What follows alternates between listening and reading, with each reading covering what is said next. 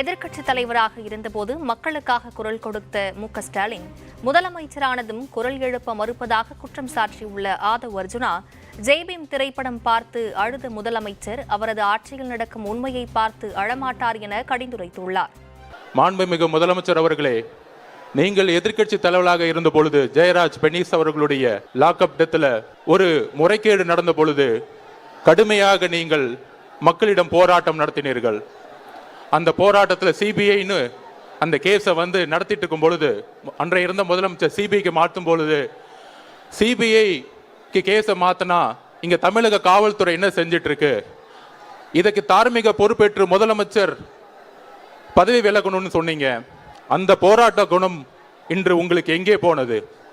எதிர்க்கட்சியாக இருந்த பொழுது ஏற்பட்ட போராட்ட குணம் முதலமைச்சராக இருக்கின்ற இப்பொழுது ஏன் மனித உரிமைக்காக நீங்க பேச மறுக்கிறீங்க?